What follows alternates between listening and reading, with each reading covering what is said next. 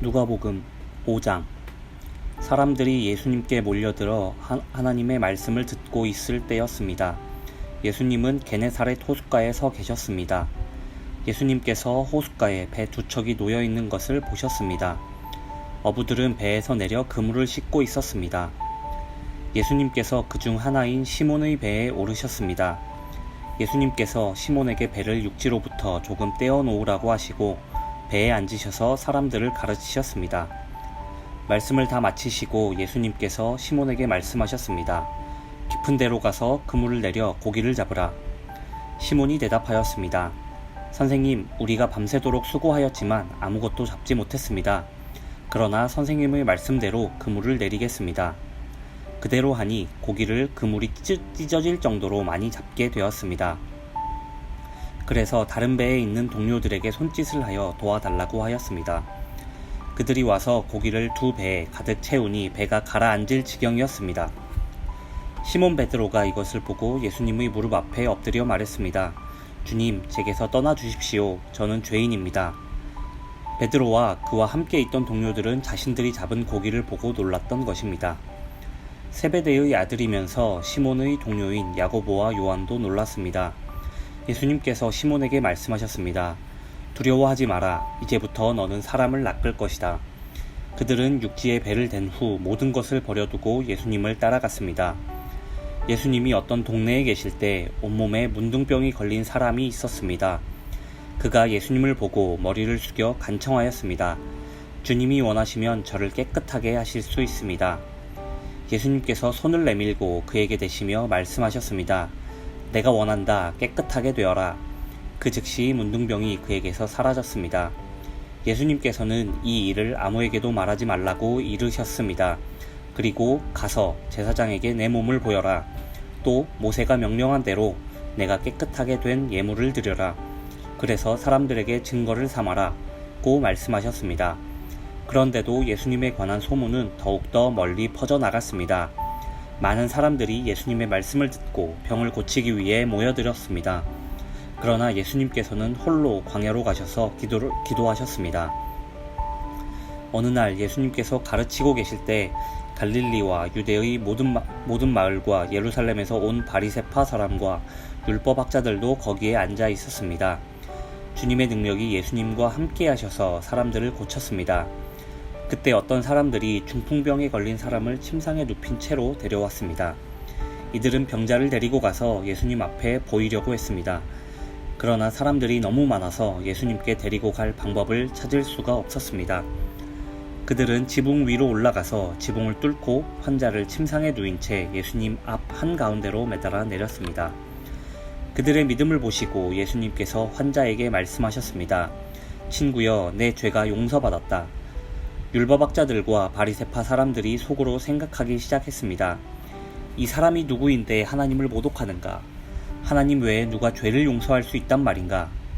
예수님께서 그들의 생각을 아시고 그들에게 대답하셨습니다. 왜 마음속에 그런 생각을 하느냐? 내 죄가 용서받았다 라고 하는 것과 일어나 걸어라 고 말하는 것 중에서 어느 것이 더 쉽겠느냐? 그러나 인자가 이 세상에서 죄를 용서하는 권세를 가지고 있다는 것을 알려주려는 것이다. 예수님께서 중풍병자에게 말씀하셨습니다. 내가 말한다. 일어나 내 침상을 가지고 집으로 가거라. 그 즉시 그 사람은 사람들 앞에서 일어났습니다.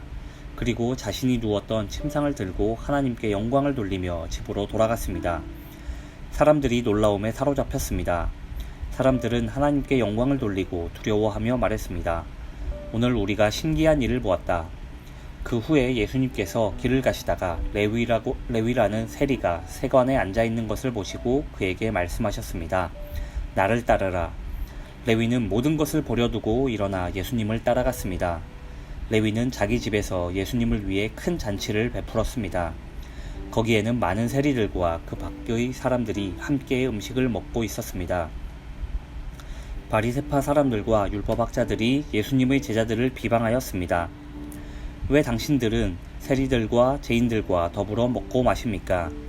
예수님께서 그들에게 대답하셨습니다. 의사가 필요한 사람은 건강한 사람이 아니라 병든 사람이다. 나는 의인을 부르려고 온 것이 아니라 죄인을 불러 회개시키려고 왔다. 사람들이 예수님께 말했습니다. 요한의 제자들은 자주 금식하고 기도합니다. 바리새파 사람들도 이같이 합니다.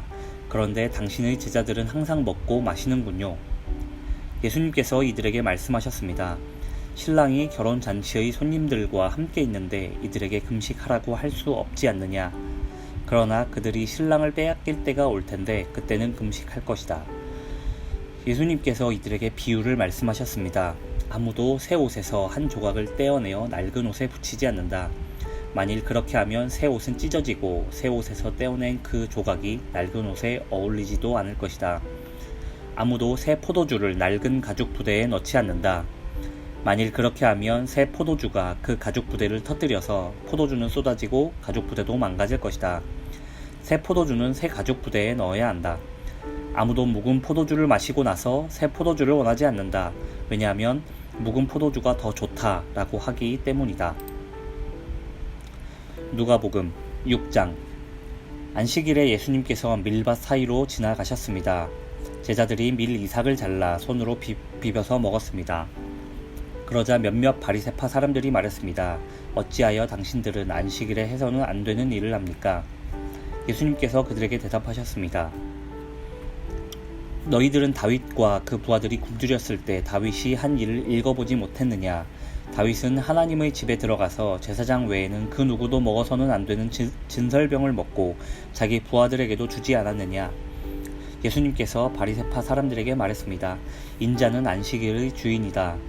또 다른 안식일에 예수님께서 회당에 가셔서 가르치고 계셨습니다. 거기에 오른손이 오그라든 사람이 있었습니다. 율법학자들과 바리새파 사람들이 예수님께서 안식일에 사람을 고치시는지 보기 위해 살피고 있었습니다. 그들은 예수님을 고소할 거리를 찾으려고 하였습니다. 예수님께서 그들의 생각을 아시고 손이 오그라든 사람에게 말씀하셨습니다. 일어나 앞으로 나오너라. 그러자 그 사람이 일어나 앞으로 나왔습니다. 예수님께서 말씀하셨습니다. 너희에게 묻겠다. 안식일에 선한 일을 하는 것이 옳으냐, 악한 일을 하는 것이 옳으냐, 생명을 살리는 것이 옳으냐, 죽이는 것이 옳으냐. 예수님께서 주위에 있는 사람들을 둘러보신 후 그 사람에게 말씀하셨습니다. 내 손을 내밀어라. 그 사람이 그렇게 하니 그의 손이 회복되었습니다. 그러자 그들은 화가 나서 예수님을 어떻게 처리할까 하고 서로 의논하였습니다.